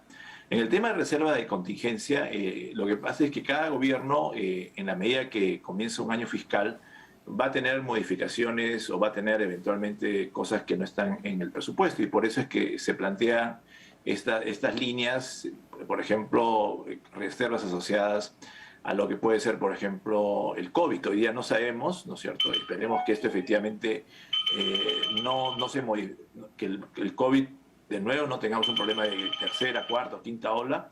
Entonces ahí justamente se gatillan estos temas asociados a lo que es esta reserva de contingencia. También estamos suponiendo, por ejemplo, una reducción en lo que podría ser la tributación y justamente esa es la razón. Y también le da cierta flexibilidad en el manejo presupuestal. Este se llama el PIA, ¿no? Que es el programa inicial. Y conforme vamos avanzando, probablemente ya al segundo o tercer trimestre puede haber modificaciones en términos de asignación de presupuesto, y eso es lo que justamente le da cierta Correcto. flexibilidad al MEFAES. Correcto. Una última participación, por favor, cada uno, para ver la segunda parte de las funciones con mayor asignación presupuestal. Hablamos de protección social, 3.6%, justicia, 3.4%, agropecuaria, 3.1%. Me llama la atención, acabamos de hablar de la segunda reforma agraria, ¿no? Me llama la atención que este porcentaje sea de los más bajos. Defensa y Seguridad Nacional 2.6% y saneamiento 2.1%. También me llama la atención. Señor Castellanos, ¿qué nos puede decir al respecto? Mira, tomando las cosas que tú mencionas, ¿no? Una cosa es salir al balcón o a la plaza y decir que hay una segunda reforma agraria, y otra cosa es presentar proyectos de ley para que sean vistos por el Congreso, para que efectivamente aterrizar eso en medidas concretas. Y claramente eso se ha quedado solo en el discurso, ¿no? Y eso habla de la poca capacidad de este gobierno por armar, pues, propuestas coherentes y que tengan, pues, la idea de dinamizar la economía, ¿no? Así sean incorrectas o correctas. A mí, la verdad que el tema de reforma agraria me pone muy nervioso, porque todo tiene pues un vicio político muy, muy grande y hace mucho ruido, ¿no? Pero imaginémonos que eso no está ahí. Aún así, que yo sepa, el Ejecutivo no ha presentado ningún proyecto asociado a esta pomposa segunda reforma agraria, como la llamaron, ¿no? También me llama la atención, como tú mencionas, el 2% esto en agua y saneamiento, ¿no? Donde realmente, si yo le pediría 3 cosas a este gobierno, y sería creo que demasiado ambicioso, es mejorar salud, mejorar educación y mejorar agua y saneamiento. Ya con esas 3 cosas tiene las manos llenas para los siguientes 5 años, o 4 años y medio, lo que nos quede. Entonces, realmente tener solo 2% en agua y saneamiento parece poco, lo cual refleja pues el problema que efectivamente tienen estos presupuestos y en general el aparato estatal, ¿no? Es ejecución, y sobre todo ejecución de inversión pública, ¿no? En gastos ejecutan casi una gran parte, pero en la parte que es inversión, proyectos de inversión, pues la ejecución normalmente pasa el 50, 60%. Correcto, que esa es otra preocupación. ¿No? Y efectivamente, a lo largo de esta conversación hemos hablado de gestión pública, no hay capacidades, no hay proyectos, habría que ahondar en eso, ¿no? Pero bueno, su última apreciación, por favor, señor Fuentes. El carácter social no lo veo tampoco, ¿no? Porque se anuncian muchos programas y al final, ¿cómo El problema es que cuando uno habla de gasto social y solamente es gasto corriente, el impacto solamente es en el año, ¿no? Entonces, yo creo que quería retomar, sí, hay temas, por ejemplo, se ha hablado mucho del agro, pero 2 datos importantes, ¿no? Se está gastando en el agro, pero hoy día los módulos de evaluación de la inversión pública hagan lo que se llama la inversión ex post. ¿Qué significa evaluación ex post? Es, una vez que ha concluido el proyecto, ¿qué ha pasado? ¿Realmente mejoró? Eso es un modelo que ya tiene todos los modelos de inversión pública en el Perú, pero nadie lo usa. Entonces acá hay un poco de reflexión. ¿Por qué el sector público, teniendo el módulo de evaluación ex post de inversión pública, no lo hace? En todos los infinitos proyectos que tenemos de inversión pública, nadie los evalúa ex post. Entonces no sabemos realmente, como dice mi colega, efectivamente gastamos y al final realmente fue lo que realmente pensamos que íbamos a gastar. Claro. O en todo caso gastamos, pero no invertimos, ¿no? Exacto. Y el problema está, ¿por qué? Porque cuando nosotros vemos estos proyectos de inversión y vemos que solamente se ha gastado en gasto corriente o solamente la inversión es mínima en el largo plazo, ahí tenemos un problema, ¿no es cierto? Y de manera anecdótica tenemos monumentos, tenemos plazas que realmente no generan mucho valor público, generan gasto corriente en un año, y ahí es el gran dilema que vamos a tener. Tal cual. Muchas gracias a ambos. Encantado. Hasta una próxima oportunidad. Muchas César. gracias. Gracias. César Fuentes, Enrique Castellanos, ambos economistas. Fuentes, director de Maestría de Gestión Pública de SAN. Castellanos, docente de la Universidad del Pacífico. 9:31, pausa. Volvemos con más en Diálogo Abierto.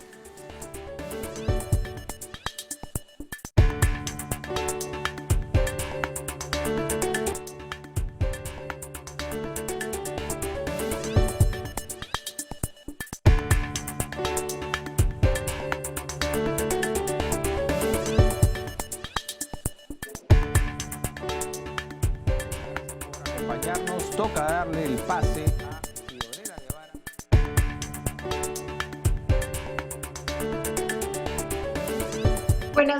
Buenos días Nicolás, ¿cómo estás?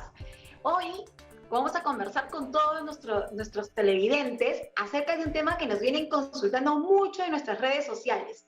Me refiero al préstamo previsional.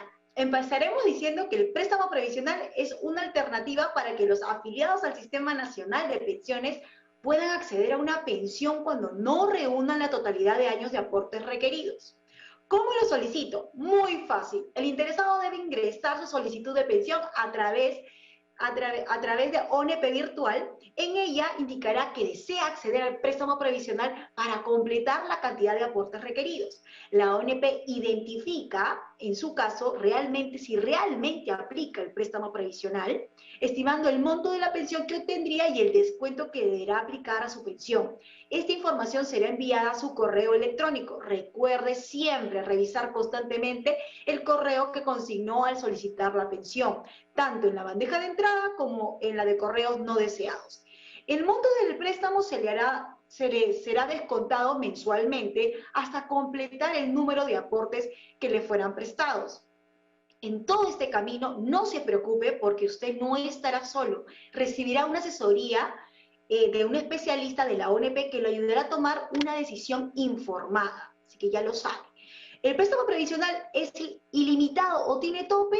Pues bien, en el régimen regular, el préstamo previsional permite el reconocimiento de un periodo de 36 unidades de aporte, es decir, 3 años de aportes, faltantes para alcanzar una jubilación normal general, que es de 20 años.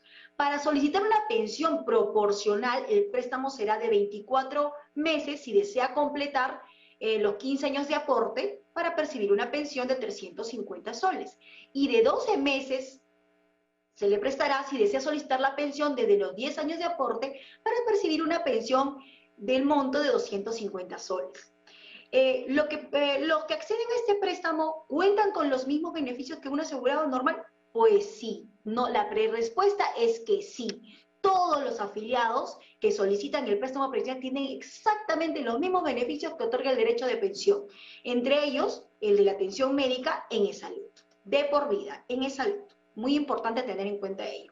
Si quiere conocer más sobre este tema, no duden en llamarnos o comunicarse con nosotros hacia la central ONP Te Escucha, llamando al 634-2222, o también puede enviar un mensaje al WhatsApp ONP 913-232-414 o escribir en nuestras redes sociales oficiales. Antes de despedirme, quiero informar a nuestros asegurados de Moquegua que los esperamos en nuestro punto de atención ubicado en la Gerencia Regional de Transporte y Comunicaciones del Gobierno Regional de Moquegua, Girón Junín 364, Distrito de Moquegua, Provincia de Mariscal Nieto, de lunes a viernes de 8 de la mañana a 4 de la tarde. Asimismo, recuerden que pueden seguir haciendo sus ingresos a través de la página web onpvirtual.p. Muchas gracias. Muy buenos días, Nicolás.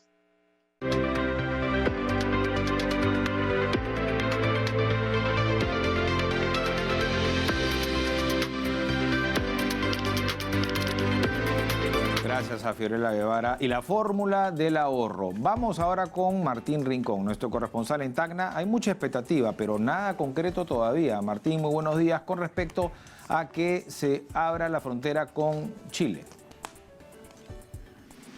Gracias, compañeros. En Tacna se están preparando para la posible reapertura de la frontera en el mes de diciembre. Todavía falta que el 80% de los ciudadanos mayores de 12 años se vacunen contra la COVID-19. En este momento nos encontramos con Guillermo Martorell, presidente de la Cámara de Comercio de la región Tacna, quien nos va a contar cuáles son las expectativas de los comerciantes y de los negociantes respecto a esta posibilidad de que se reactive la economía. ¿Cómo está? ¿Cómo está, Martín? Un saludo a todos los televidentes. Y efectivamente, pues en Tacna hay una expectativa importante, una alta expectativa en la próxima reapertura de la frontera, del pase de personas por la frontera aquí con Chile.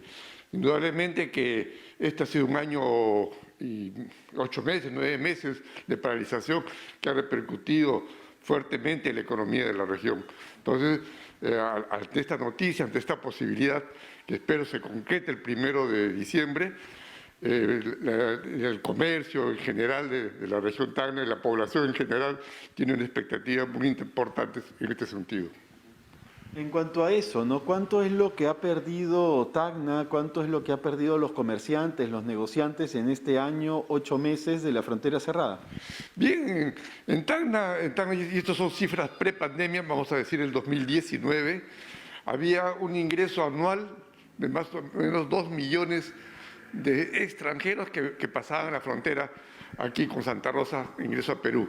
Entonces, de estos 2 millones de personas que venían a la región Tacna, se estima más o menos promedio un gasto por persona de 150 a $200 entre alimentación, servicios, compras, etcétera, que venían a consumir aquí, y alojamiento, ¿no?, que venían a consumir aquí en esta región o cuando pasaban al resto del país.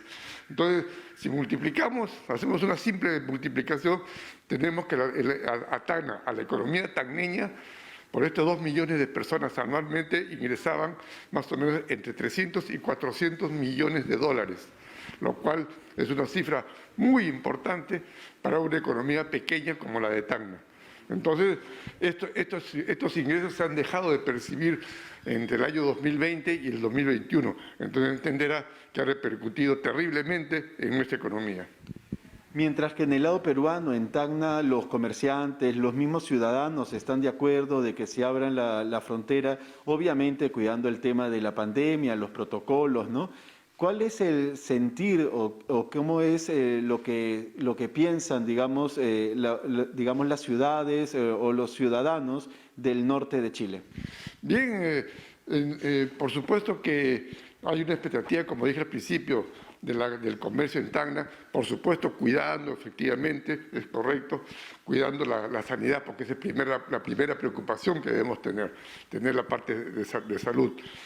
Una vez superado este tema, yo espero que ya Tacna tiene un alto avance en este sentido de control de la pandemia, ¿no? Obviamente hay una preocupación, y eso nos ha llegado hasta noticias del norte chileno, especialmente del sector comercio y servicios del norte chileno. Es más, ha habido esta semana algunas marchas pidiendo que la frontera no sea abierta todavía, ¿no? Y en este sentido tenemos también noticias que ha salido ayer en la Estrella de Arica, que el senador por Arica, que es el senador Maturana, ya ha presentado un proyecto al Senado para que todavía se retrase la apertura, el paso de personas por la frontera, aduciendo, digamos, riesgos sanitarios y de mejor control. Bueno, todo lo que sea control sanitario es bienvenido, pero que esto no sirva para una demora de la apertura, digamos, es profeso. Muchas gracias, Guillermo. Bueno, en Tacna ahora nos encontramos con el 77.5% de personas vacunadas. Como se sabe, tenemos que alcanzar el 80% para que se plantee recién la posibilidad de que se abra la frontera. Con esta información regresamos con ustedes en Lima. Muchas gracias a Martín Rincón. Entonces, es la preocupación en Tacna, pero estamos seguros que ya una vez que se culmine con este proceso de vacunación en la región, ya se dará de manera más responsable y sobre todo tranquila, ¿no? Porque también la reactivación económica preocupa en la región Tacna. Bueno, vamos a hablar ahora con José Quisocala. José lo conocimos de niño, es un personaje, ¿no? Activista, es un orgullo nacional, hay que decir. Hoy ya no es un niño, es un adolescente, ya casi adulto, ¿no? Porque tiene 16.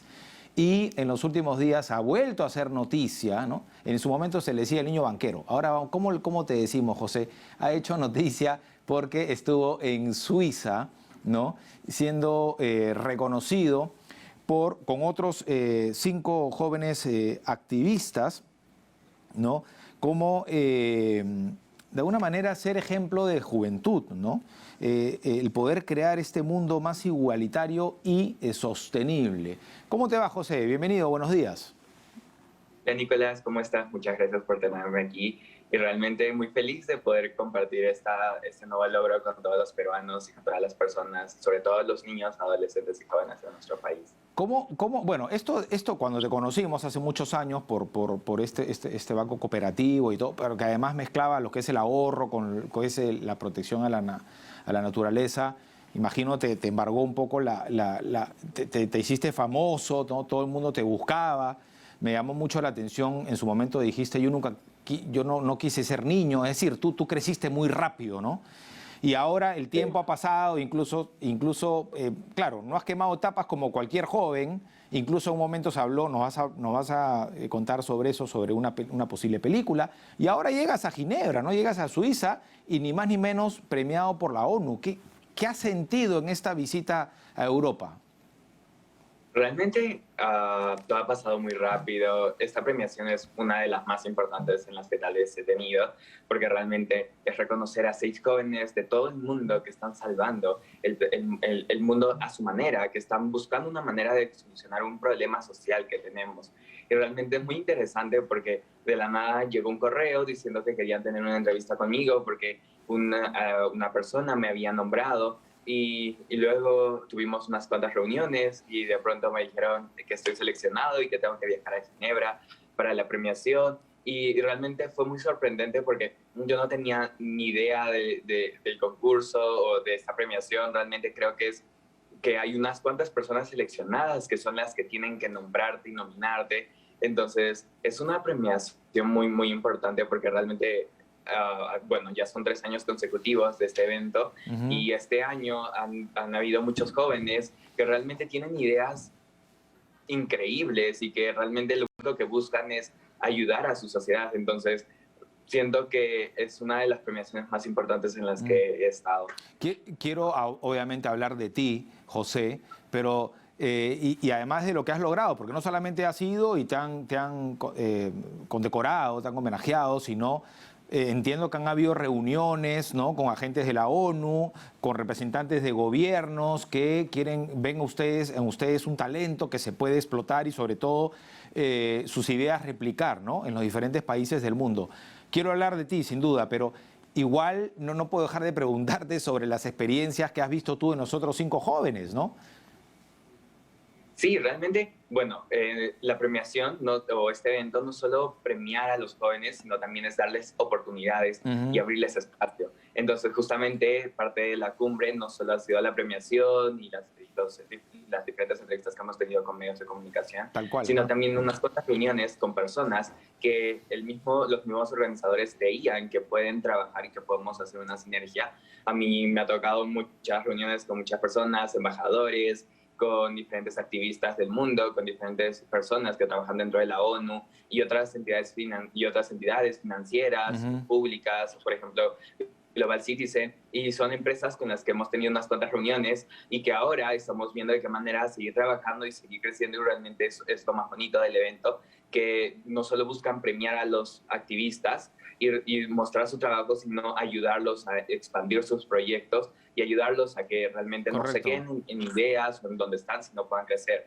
Y respecto a los otros activistas, realmente todos han sido muy, no sé, hemos conversado bastante tiempo porque hemos convivido unos cuantos días juntos. Cada uno tiene proyectos diferentes a su manera, cada uno tuvo una motivación diferente y algo que los motivó a hacerlos. Por ejemplo, hay una niña de Estados Unidos que tiene diferentes proyectos, a ella le encanta toda la tecnología y tiene un aplicativo que permite, al momento que envíes un mensaje, te aparece una notificación diciéndote, ¿estás seguro que quieres mandar este mensaje porque esta palabra significa tal cosa?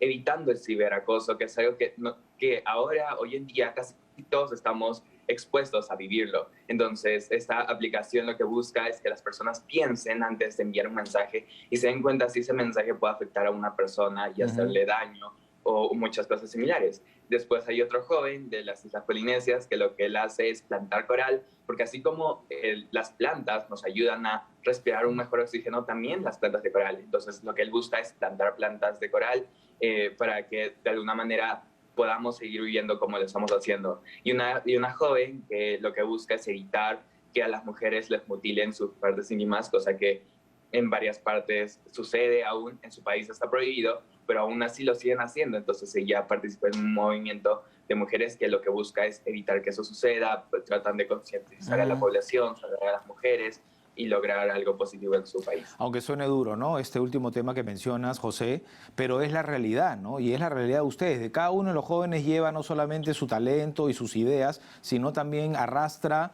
¿no? Digamos, realidades tristes, duras, ¿no? Complicadas, y que también tenemos que cambiar. En un mundo globalizado no podemos cerrar los ojos, ¿no? Y voltearnos y simplemente no mirar o no darle relevancia a algo que está pasando y que es muy triste, ¿no? Ahora, José, yo mencionaba que se te conoció como el niño banquero. Ahora, ¿cómo te vamos a llamar en un futuro próximo, José? ¿En qué estás trabajando? Cuéntanos, ¿en qué proyecto estás trabajando? Cuando te preguntaron esto en Ginebra, ¿qué respondiste? ¿Cómo quieres llegar tú? ¿Cómo quieres cambiar el mundo? O seguir cambiando el mundo, mejor dicho. Sí, realmente yo inicié siendo un niño, de pronto justo la primera entrevista o la primera persona que realmente me hizo conocer fue Renzo, una persona que trabaja con ustedes. Ajá. Él fue la primera persona que realmente mostró mi trabajo y lo que yo estaba haciendo al mundo. Renzo Santana, es como tu Ferrando. Él te descubrió. Exacto.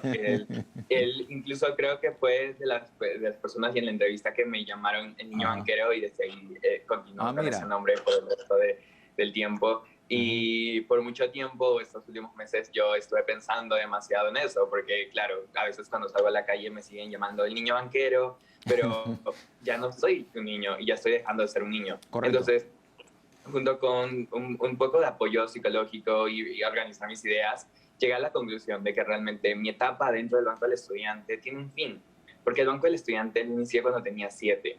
Fue el sueño de un niño de querer ayudar a otros niños, de solucionar una realidad que día a día vemos en nuestro país, que es la pobreza, y sobre todo la pobreza que se puede observar a través de los niños. Sí. Niños que no van al colegio, niños que tienen que estar trabajando, niños que no se alimentan correctamente, niños que sufren de bullying en el colegio porque no tienen los materiales. Entonces, es una realidad muy cruda que se ve en nuestro país, pero poco a poco lo hemos ido normalizando al punto de que muchos adultos no hacen nada por tratar de ayudarlos.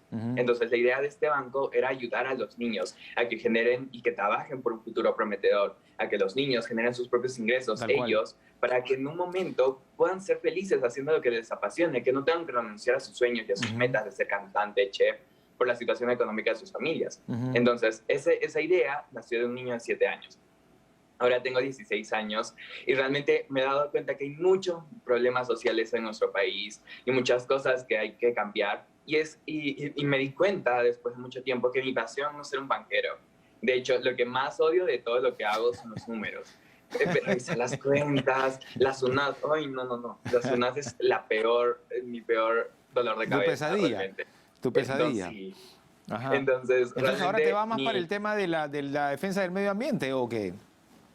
La defensa del medio ambiente y en general ayudar a todas las personas. O sea, realmente ahora a la conclusión que he llegado es que a lo que me voy a dedicar es a seguir ayudando a los sectores de nuestra población que son más vulnerables, como son los niños, los adolescentes, las mujeres, los abuelitos, el medio ambiente, los animales.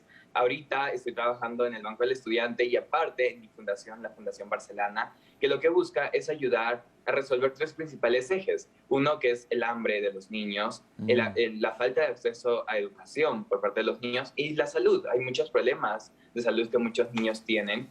Entonces, a través de la fundación vamos a ayudar a estos 3 principales ejes. Y un cuarto, que es recién agregado, que es ayudar a sueños de niños que tengan proyectos, que tengan ideas y necesitan un poco de financiamiento o asesoramiento de sus ideas. Entonces, nosotros vamos a ayudar a que estos proyectos por parte de niños se puedan realizar y se pueda demostrar que en nuestro país también hay niños, adolescentes y jóvenes que queremos cambiar el mundo, pero no cuando seamos adultos, sino ahora. Claro, claro que sí. Ahora, eso no quiere decir que el Banco del Estudiante, porque el Banco del Estudiante puede funcionar permanentemente, ¿no? Cuando yo era niño, hace muchísimo tiempo, comprenderás, ¿no?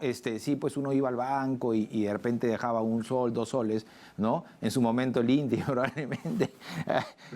Pero bien, es cierto, ¿no? O sea, puedes fomentar el ahorro, pero quien no tiene ¿qué ahorrar y cómo ahorrar? ¿Cómo haces? Y ahí viene el tema del reciclaje, ¿no? La idea me pareció estupenda y esto no, esta realidad nunca va a acabar, esto va a estar siempre. Me parece muy bacán que lo tengas ahí.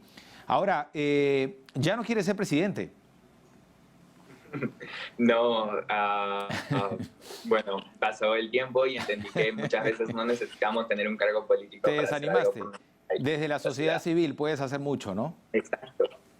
Eso es lo que trato de hacer. Cambiar el mundo, cambiar mi ciudad, cambiar mi país, pero desde las acciones de una persona, para que eso demuestre tanto a los adultos y a nuestros políticos que muchas veces todos se quedan en promesa, todos hablan de que cuando ganen las elecciones van a hacer esto y el otro, y realmente son personas que tienen tanto poder, son personas que tienen muchos contactos y recursos, cosa que yo no tuve en su momento, y de momento tal vez no tengo. Entonces esas personas podrían haber hecho un cambio realmente grande si les hubiera importado nuestro país. Entonces, realmente, no sé, personalmente considero que como personas podemos cambiar mucho. Supuestamente tienen los recursos, tienen las herramientas, pero no tienen la sensibilidad, ¿no? Que además que prometen en campaña, ¿no? Y claro, tú... Y tal vez las ganas. Así es, y haciendo el paralelo, tú en el Banco del Estudiante lograste de no tener nada, de poder generar algo a través de reciclaje. Eso es lo interesante, ¿no? Las ideas. Acá es fácil gobernar y tener los recursos y simplemente gastar, ¿no? Y esto para aquí, esto para aquí. El dilema aquí es cómo generas, ¿no? Y eso es lo importante. Ahora, yo imagino, José, no sé en el caso del resto de los chicos en Suiza, pero cuando hay estas grandes ideas, normalmente a los talentos, ¿no? Como se dice coloquialmente, la fuga de talentos, claro, porque el que tiene capacidad lo llaman para otro lado. La empresa que quiere tener a ese trabajador simplemente lo contrata y le paga más. Yo no sé si a uno de ustedes se les dijo, oye, vengan y radiquen acá. ¿Por qué lo menciono esto, José? Porque por tus palabras entiendo que tú te quedas aquí en el Perú. No me quedo en el Perú. De hecho, sí, hay muchos realmente desde que inicié con el banco. Cuéntanos entonces, ¿dónde qué vas a estudiar? ¿Qué estás pensando? De hecho, incluso hubo una cena dentro del evento en la que estuvimos con varias personas. Cada activista dentro de su mesa tenía a 2 financieros o 2 personas que tenían mucho dinero. Tenían a un embajador, tenían a un periodista y tenían a una persona que trabajaba en el ámbito social. Entonces, a mí me tocó justo estar con el embajador de Inglaterra y fue curioso porque yo desde hace mucho tiempo, desde que viajé a Inglaterra, justamente me encantó la ciudad, me encantó el país y realmente es al país al que me quisiera ir a estudiar. Igual hemos estado conversando demasiado con el embajador y muchas cosas. Ahora va a conversar él porque el embajador de Inglaterra en Suecia, entonces hace poco me envió un correo de que ya había conversado con el embajador de Inglaterra aquí en Perú para poder conversar y poder ver de qué manera podemos trabajar en universitarios. Bueno, te vas a estudiar Europa entonces. Exacto. Te vas a estudiar Europa, pero regresas. Obvio, exacto, es lo que quiero hacer. Dejo el Banco del Estudiante en manos de otro niño, que ahora estoy iniciando con la búsqueda. Un niño o niña que tenga esa pasión. No me importan los conocimientos, porque cuando yo inicié, realmente les juro que yo no sabía nada de lo que hoy en día sé. Entonces, los conocimientos es algo que se aprende. Pero la pasión, esas ganas de cambiar el mundo, eso no se aprende, eso no nace. Claro que sí. Estamos seguros que tú vas a encontrar ese perfil, alguien que te represente aquí. Me voy a estudiar. Claro, y que tenga esas mismas ideas que te represente aquí. Y de pronto es el protagonista de tu película, que ya veo que no va a tener solamente una parte, no va a ser una saga. ¿Ah?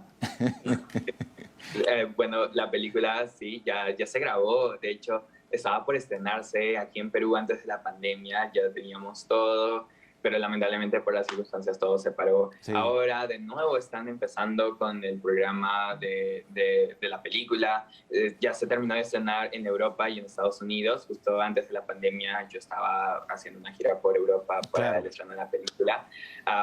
De hecho ya se estrenó en varios países. Ahora falta toda Latinoamérica. Están coordinando, están viendo de qué manera vamos a hacer. Porque la idea es que se estrenen en simultáneo junto con la nueva plataforma de Disney Plus, para que todas las personas lo puedan ver. Y de hecho en 2 años se supone que la película va a ser de uso gratuito para todas las instituciones educativas, porque tiene un convenio con la UNICEF para que sea de material educativo, para que los niños... Correcto, para que sea transmitida... puedan para que sea proyectada en conocer todo el mundo. José, felicitaciones por eso y la segunda parte va a ser a José Quisocala en Europa estudiando, triunfando y por supuesto devolviéndole a nuestro país lo que le ha dado también, ¿no? Y agradecemos por eso, ¿no? Por esa sensibilidad, por ese gran ser humano que está ahí del otro lado de la pantalla. Felicitaciones nuevamente, José, nos gana el tiempo, tenemos que despedirnos. Éxitos. Chao, cuídate mucho, felicitaciones nuevamente.